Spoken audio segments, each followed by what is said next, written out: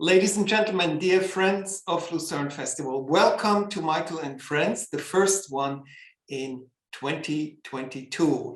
And as we're slowly approaching our summer festival with the theme diversity, I'm so extremely happy to welcome Chi-chi Nwanoku from London, who is really one of the strongest personalities in the whole classical music world. One can say a personality who is changing the world, who's changing parameters. And we're so happy to welcome you here and to learn more about your fabulous work. Chi-chi, welcome. Thank you, Michael. It's really a pleasure to be with you today, and we're really very much looking forward to sharing some music with you in Lucerne at the festival. Now, Chi-chi, I remember very well about 4 or 5 years ago, I first learned about your organization. Ursula Jones, who is a friend, who's the board member of the Lucerne Festival and also a friend of ours, always came with me. Oh, Michael, you have to listen to this orchestra. You have to come to London. And she was very persistent. And when we started talking about the theme of diversity, this, of course, came to our minds. And we got to know each other, and we started working on the project, which is coming up in the summer. But tell us a little bit about how Chineke, the Chineke Foundation, started, your idea about it, and the whole process that was involved with putting it on earth. Wow, it's a big question, and I will look forward to explaining it in the best way I possibly can. I'd already had a 35-year career in classical music on the international concert platform. I know I don't look old enough to have already had a 35-year career, but I had, and I was always the only person of colour, the only black person. I'm mixed race. I'm half Nigerian, half Irish, born in London and raised in London. And I had always been, my parents, well, both of their countries had been colonized. And by the time, when my father moved to England, he was already a British citizen. And I'm the first of 5 children, and we were taught to assimilate, i.e., don't stand out from the crowd or bring any of your other stories kind of with you in a way, although we lived and breathed who we were. But if I was going to follow anything that I was passionate about, I had to just be as brilliant at it as I could be to be given a chance. And the first time I ever learned about the possibility that I might have a struggle in life was when I was attacked at school in the playground at the age of 7, when I was attacked and called racist names that I didn't even know what the words meant. And that was the day when myself and my siblings had the talk from our parents at home, and my father made it very clear to us that anything that we wanted to do in life, we had to do it not just in an average way, we had to do it to the extremes if we wanted to get anywhere. And I was that child that was so almost hyper energy that I was, and I'm a very literal person, and so I took everything on board, that I had to do everything to the extreme best that I possibly could. This went into my athletics when I became a sprinter, and also my piano playing. When I took up the piano and I took up the recorder at school, I just put everything into it. And the thing about when I first discovered music, when I was that 6-year-old in the classroom, I was the child that was bouncing off all the walls. If I was that 6-year-old today, they would be giving me the ADHD medication, because they would just say I'm too much energy. And the teacher said to the classroom, "Who wants to be in?" And my hand was up before she even finished the sentence. The end of the sentence was recorder ensemble. I had no idea what a recorder was, but I knew I had to be in it, in the ensemble, whatever it was. I turned up to this room at lunchtime at school, went into the room and they gave me this little wooden tube with holes in. And I was fascinated by this tiny little thing, and even more fascinated by the instructions that what we had to do with this little thing. And of course, right from the word go to know that we had to cover certain holes with that related to certain dots on the page, which were the music dots, and then blow into this thing, and the result affected our ears. We could hear what was going on, and to be for a 6-year-old doing all of those detailed little things that had this incredible result that resulted in something musical, I was immediately captivated by this, and by the challenge of, if your finger was not quite over the hole, it would make a squeaky noise, not really a musical sound. And I very, very quickly kind of mastered the descant recorder. And then one day, a couple of months later, I was given a bigger recorder called the treble recorder. This was an important moment for me, because I was then told, that the dots I was looking at the page, I had to put my fingers in slightly different places. So when we all began to play together, I was playing bass notes and lower notes, different notes to everybody else. That's when I discovered harmony. And that, I can still remember that day. I was 6 years old, and I can remember how it affected me, and the way harmony moves and changes and dissonances and resolutions. I was so touched by it. So there was suddenly another dimension of this skill that I was learning with, physical coordination with both left hand and right hand, breathing, blowing, listening, articulation, length of time, volume. Suddenly, I discovered harmony with this slightly bigger little instrument. That's when the moment I knew that I had to have music in my life. I had to have this thing in my life forever. A year later, I discovered the piano at a friend's house. I would go to her house often after school. She just lived in the same street as us.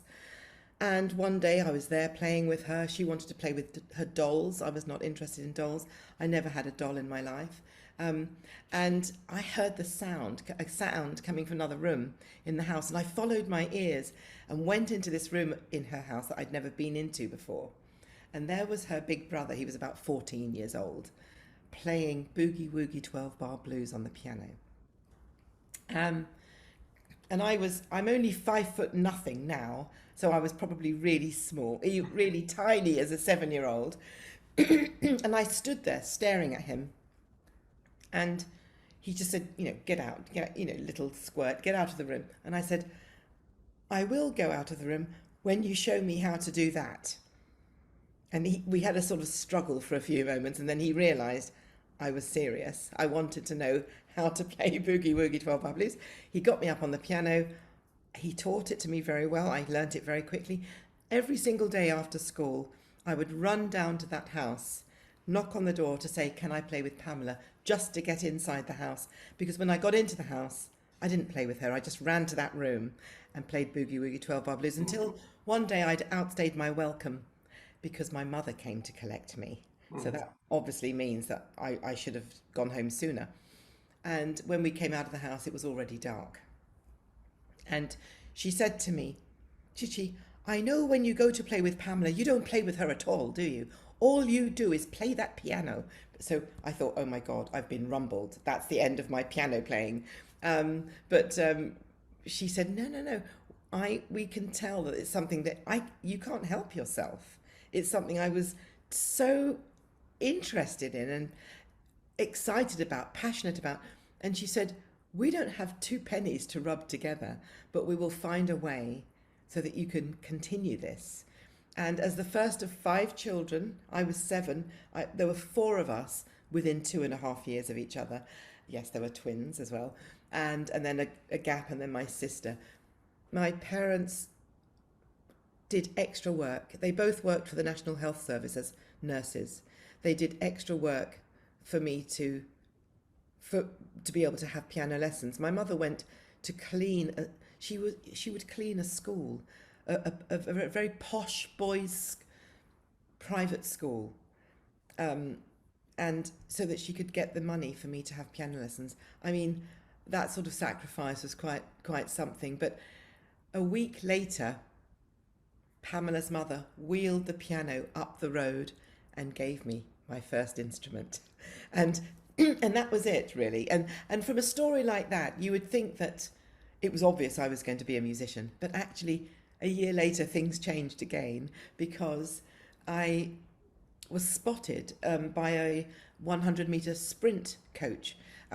We were living near Canterbury in Kent at the time, and there was a big sports day once a year with all of the primary schools in the area. And so I was put in the running race, the fast sprinting race, because I ran fast, and that's where I was spotted. They were having meetings with the sprint coach, my school teacher, the head teacher of my school, and my parents before I even knew anything was going on. And my parents said, look, Chi-chi's already quite a busy child. She's got full-time school, and she cycles. They got me this little bicycle. I would cycle 4 miles every Saturday into the city of Canterbury as a 7-year-old, which these days would be probably called child abuse. Which parent lets their child, age 7, cycle 4 miles into a big city to have a piano lesson? So in those days, we were not so paranoid about dangers. And so I had my piano and I had school, and my parents said, well, we don't have any extra cash for her to train as a sprinter. And he said, I don't want any money, I just want her, because she's got all of the skills that are needed, which are fast twitch muscles. I have very fast twitch muscles, which you have to have fast twitch muscles to be a sprinter. And everybody has different muscle makeup. And so I took up sprinting. Just to jump forward, the next 10 years I was focused mostly on sprinting. I became the fastest sprint start in Great Britain, and I was preparing for the Montreal Olympics when I had a knee injury in a one-off football game, a women's football game that I was invited to play in, where I got very badly injured and a very badly dislocated knee, which ended my career in seconds.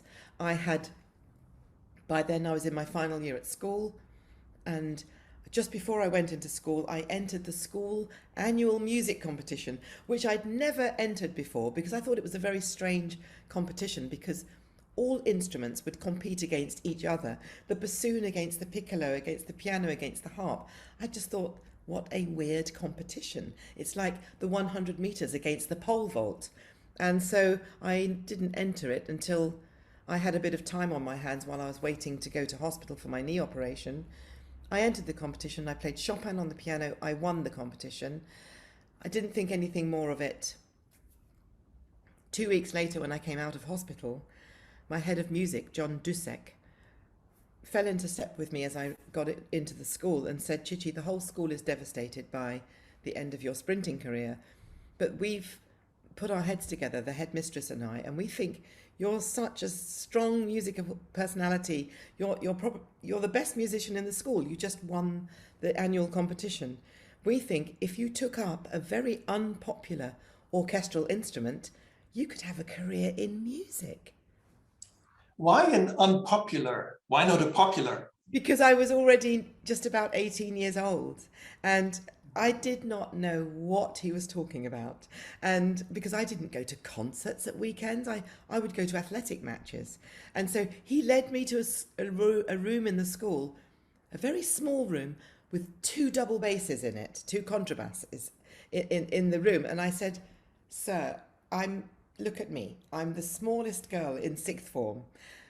Surely they are the biggest instruments in the orchestra. He said, yes, Chi-chi, but when have you ever been put off by a challenge? And so, and by the way, when you won the music competition 2 weeks ago, the prize is that the school will pay for music lessons on any instrument until you leave the school. Use this prize for your future. 1 week later, I was having my first double bass lesson, love at first sight, and the rest is history. Wow, that's what we call talent, and that's what we call persistence. I mean, you're one out of millions, unique. And you were a co-founder of the Orchestra of the Age of Enlightenment. You worked with Sir Simon Rattle and many other highly distinguished artistic personalities. But something must have grown within you, something that told you, I have to do more, I have to do something for diversity, for Black musicians.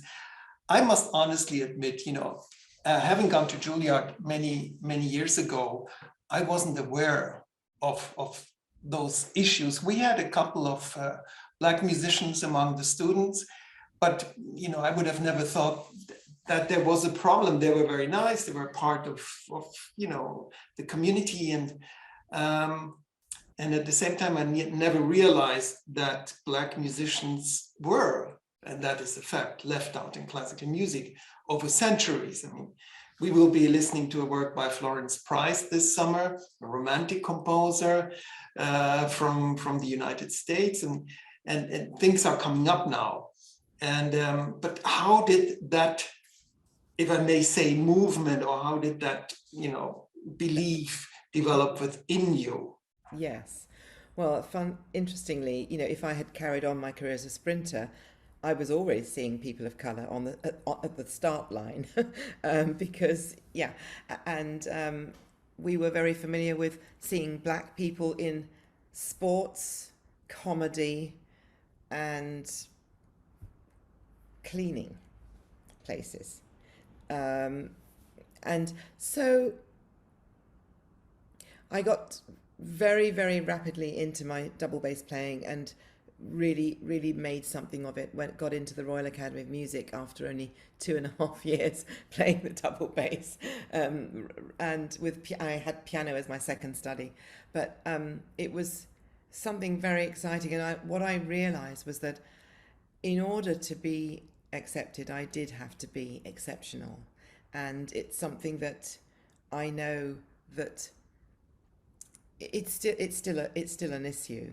But I'd gone through such a long time without, and I'm aware, I was aware that I was the only person of colour in the room, not just on the stage, but in the whole auditorium. The audience and the stage looked the same, and if there was a Black person in the audience, I would usually see them. It was a rare occurrence.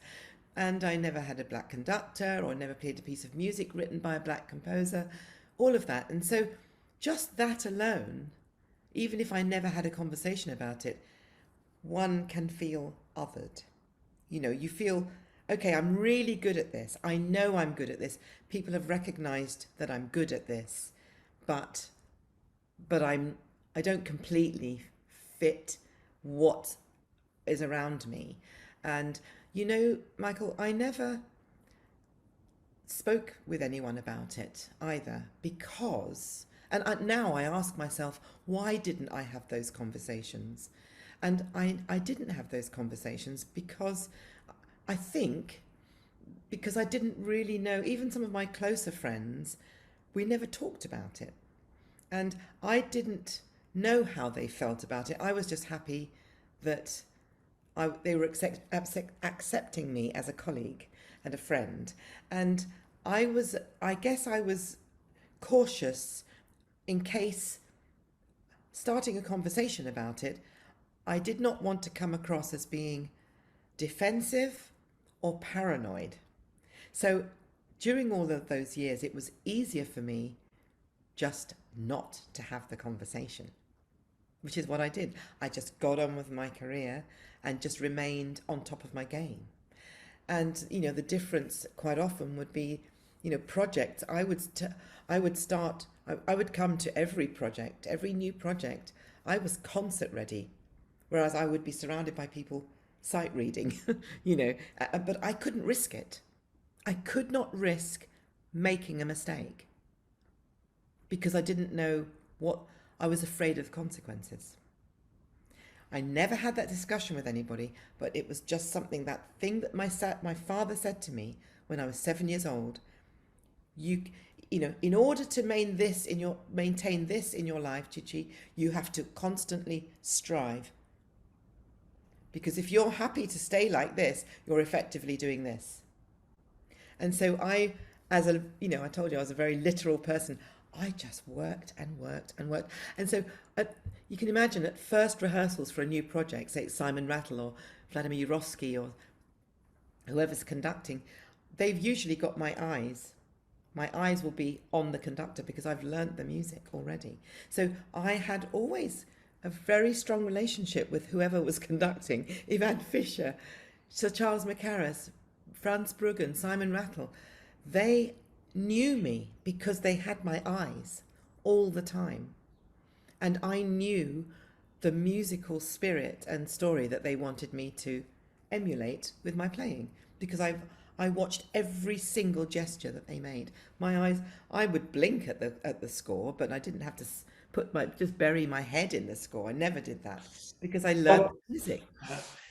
But when did you start to articulate the issues, of being Black, of Yes, ethnical? we're getting there. We're getting there. So, yes. So probably about 12 years ago, 10 years ago, I started being asked to sit on boards, the Association of British Orchestra Board, the ABO, the National Youth Orchestra of Great Britain, NYO. I was on those boards.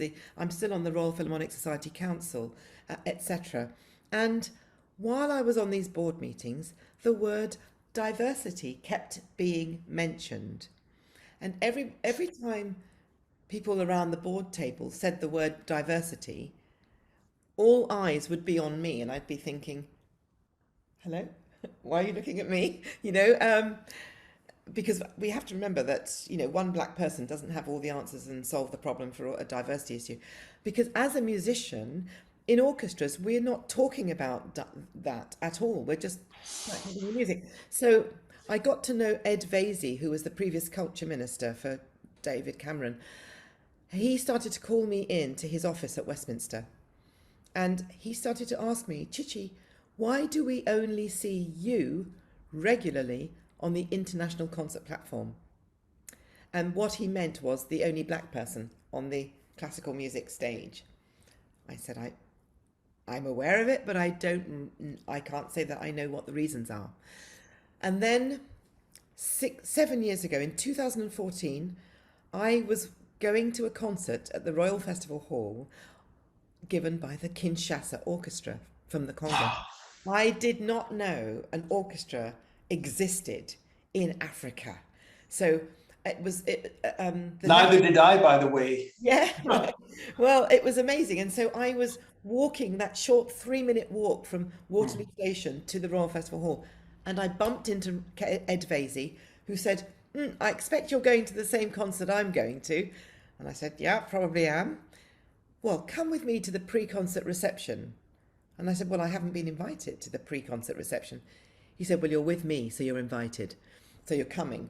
And so we went to the 6th floor, the Royal Festival Hall. We were being greeted by Gillian Moore, who's the director of music at the Festival Hall at the South Bank. I knew her all my career anyway. And as we were greeting her at the door of the reception, we said hello. She said, oh! So I thought this was a very strange welcome. And so then all three of us started to talk at the same time. I said, look, Gillian, I know I haven't been invited. Ed Vaizey was saying, she's my guest. She's coming to this reception. And Gillian said, oh my God, I'm so embarrassed, Chi-chi. You should have been on the guest list. So we were all talking at the same time. But she said, but look over there in the corner. And over there in the corner was another friend of mine, a British violin soloist, Tasmin Little. Tasmin was giving an interview into an enormous BBC television camera. So I said, oh, it's Tasmin. She seems to be giving an interview to the BBC. And I didn't know that they were making a documentary about the Kinshasa Orchestra coming to England. So I said, yeah, it's Tasmin. Gillian then said, yes, but what does she know about Africa? Chi-chi, you should be in front of that camera.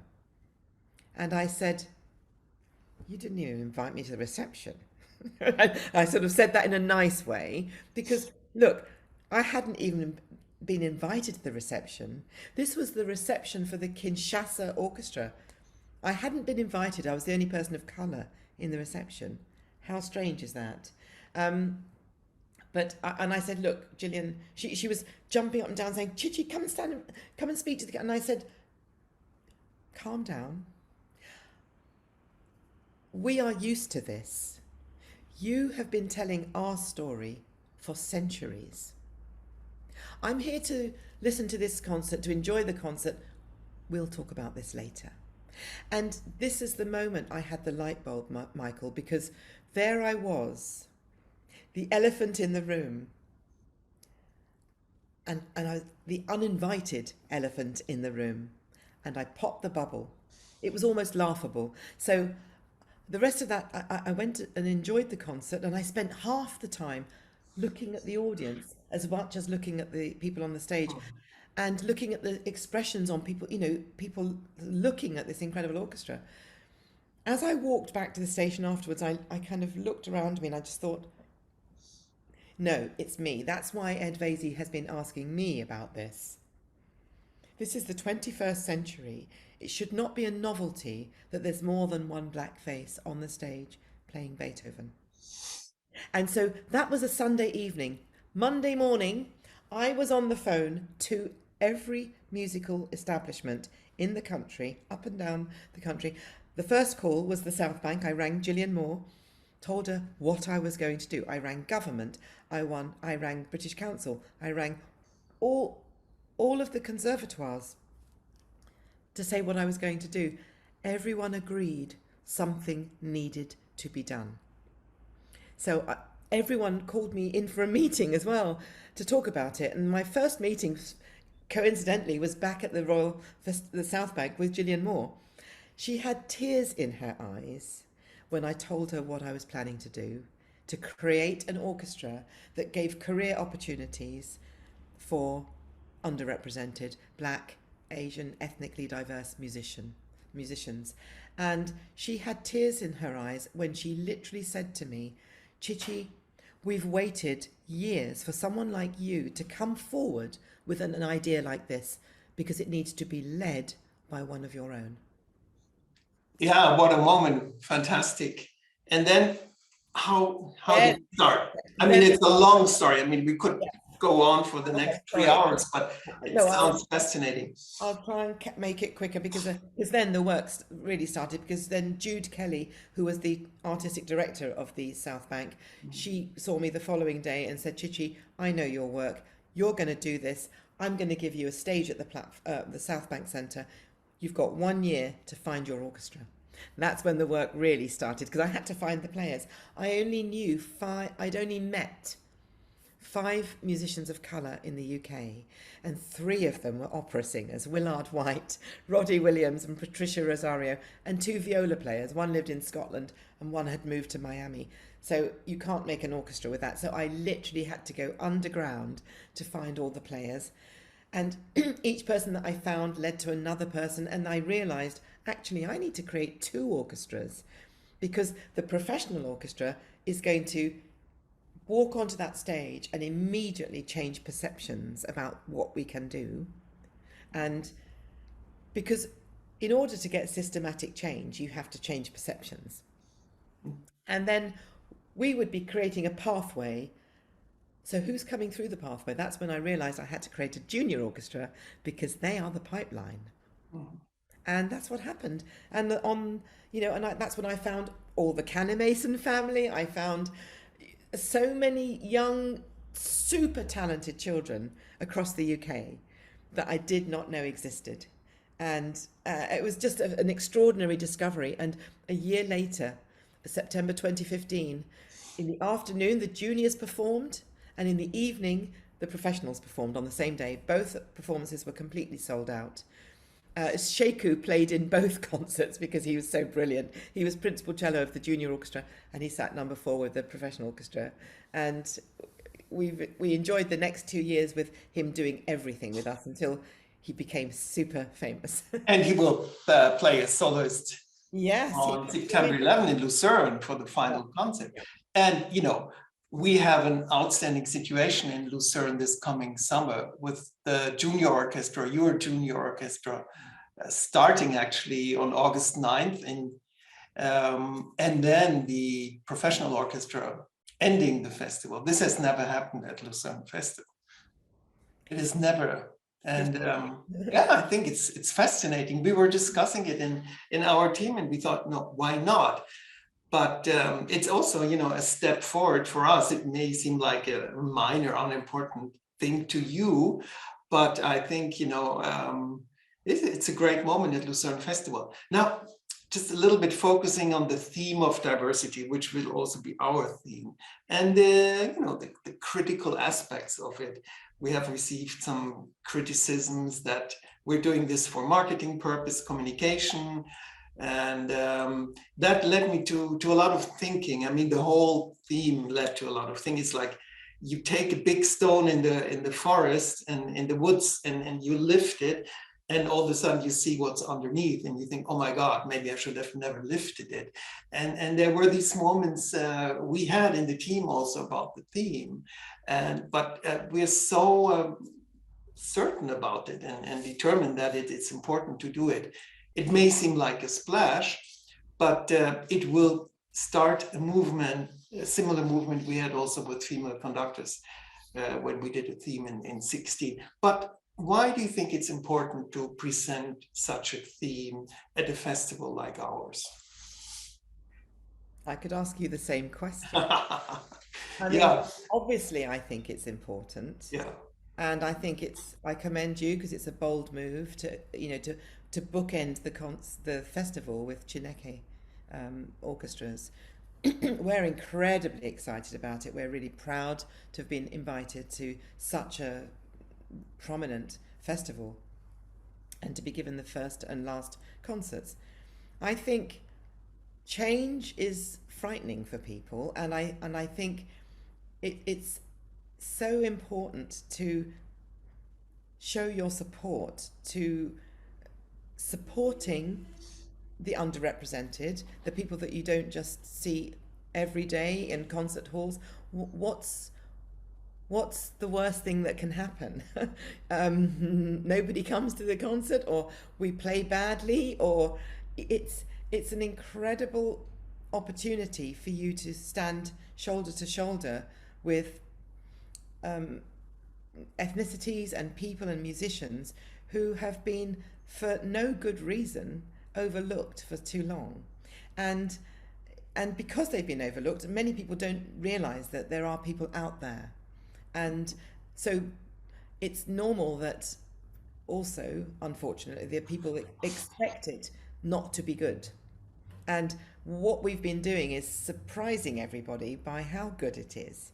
And actually, I had this conversation recently with Max Richter, who we did a recording project with Max Richter in November, and he said to me in between some of the takes, he said, Chi-chi, it's just incredible. I mean, it's just the talent is amazing. He was commenting on how good it was, and I said to him, it's not a question of the lack of talent, Max. It's a question of the lack of opportunity. And now he feels so empowered that he has created an opportunity, and I hope that you will feel the same, because for us to be on a world stage where we know people are waiting for us to demonstrate what they always thought of us, what some people have never heard an orchestra of colour or seen young people of colour playing. They are fearful of it, and we are used to people being afraid of us. And I think it's, you know, when you rock a boat, you know, people like to be comfortable in and do things how they've always done it and see the same orchestras and the same faces, etc., etc., etc. The minute you change that, people feel insecure. And I feel exactly the same way. I mean, when we made the decision to present two concerts with you, with the two orchestras, there was a feeling of uncertainty, and you feel like you're moving a little bit on you know, moving sand. And it is really true, especially at a highly established, one can say also, you know, to some degree, elitist classical music festival like Lucerne, which is, you know, on the top of the top. But, you know, also thinking about where's this all going? And we think about that a lot actually at Lucerne Festival. But tell me, Chi-chi, you know, where is classical music for you today, and where should it be tomorrow? Wow. Well, I think it's going through a wonderfully exciting transition, because, having played one style of Western classical music for 35 years, discovering all this other music that I didn't know existed because it was never in our education. And what's very exciting, that makes me really happy, is that some of the big London orchestras are now borrowing our scores. The London Symphony Orchestra, the London Philharmonic Orchestra, Royal National Scottish Orchestras are beginning to, look at our music, and then they like it, and then they go and they're renting another piece of music by similar composers. So, we're opening up the music world, actually. When I discovered that, I kind of almost blindly went into classical music, I didn't really realize it was so I was going to end up in this elite box. When I started learning the piano, I learned to read music incredibly quickly, and I didn't know it was called classical music. It was just music to me. My home was full of music, different music, but my family accepted my music. It was just music. And I think there's so much fear and snobbery around classical music that we really need to work very hard on developing that side of opening the door. And when Chineke won the inaugural Game Changer Award at the Royal Philharmonic Society Awards in 2019, I think it was, John Gilhooly gave a wonderful speech, and then I had to give an acceptance speech. And in my speech, I did talk about how when we first started, there was a lot of fear and antagonism towards us. People started saying I was a racist, and I just said that when a new kid on the block turns up that's getting a lot of attention, it makes the other kids very nervous and fearful. And I just want to let everybody know that we are not here to take anyone's job away. We are not here to take anything away. We're here to amplify this industry that we are all committed to. I bought 12 Chineke musicians to the Royal Philharmonic Society Awards. I brought them all onto the stage with me, because it's usually just one person or two people that goes up to get the award. I brought them all with me because I wanted the audience. There were 300 people there. I wanted them to see all of these musicians, and it's really important for us to say to you that we're not here to take anything away. We're here to amplify and share. And our orchestra is full of, there are all nationalities in the orchestra. It's not just a black orchestra. And people, the first two concerts were mostly black and ethnically diverse, but because we had to make a statement, just to show this is what we can do, actually. There was some Latino in the orchestra, but now we have, players from the. I had an email this morning from a first violinist in the Philharmonia Orchestra. Chi-chi, I'm desperate to play with your orchestra. So we have musicians from black to white and everything in between. And one interesting thing, for example, I received an email from a white musician, a very highly qualified white musician who has a job in a London orchestra, who wrote to me and said, Chi-chi, I wish I was black. Really? Excuse me, how long have I known you? You've never said that before. Why are you saying you wish you were black? Because I want to play with the Chineke Orchestra. Because I support inclusion and diversity, but the orchestra where I have a job does not demonstrate anything of that. So how can I demonstrate my feeling about inclusion and diversity if my job doesn't show it? So if I could occasionally come and play with Chineke, it would be a way that I could show you my commitment. And I said to this person, you don't have to be black to play with the Chineke Orchestra. You just need to share our mission, our philosophy, and want to see change. and you need to be damn good at your instrument, like I had to be to play in your orchestra. No, but and then the interesting thing is, when that person then got invited, they told me after the project that, Chi-chi, I know I asked you to let me play with your orchestra, and then you very kindly invited me. But I have to admit, just before coming, I was really scared. I was really nervous that I was going to be made to feel unwelcome in the Chineke Orchestra.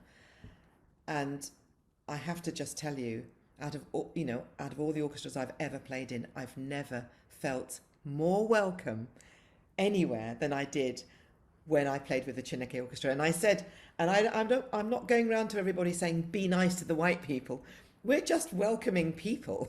And that's the experience that all of our musicians go away with, that it's a place where people feel they can breathe. And the beautiful thing is that nobody in the orchestra is the odd one out. Nobody. And so that when we sit down to play music, that's all we have to think about. We don't have to think about, I'm Filipino, or I'm from Jamaica, or I'm from Kenya, or my skin color is darker than it. That is a nothing. That does not exist anywhere in the Chineke Foundation. The board, the management, the repertoire we play, the musicians are completely diverse, everything from black to white, and it has an automatic impact on the audience. And Chi-chi, yeah, it's fantastic to listen to you. We could go on for hours, and we're so much looking forward to your performances at Lucerne Festival this coming summer with the junior orchestra and with the professional orchestra. And of course, to welcoming you at the Lucerne Festival, and to see you now next on March 7 at our Friends event in Lucerne live, and in getting to know you much better and personally. And I think the future is yours, I'm convinced. And we're so proud and really very, very happy to join your future at Lucerne Festival. So thank you for being with me, with us today at Michael and Friends. And we see you soon, actually, in London when I come to your concert on February 25th. Can't wait. And thank you, Chi-chi. All the best to you. And thank you, ladies and gentlemen, for joining Michael and Friends. Bye-bye.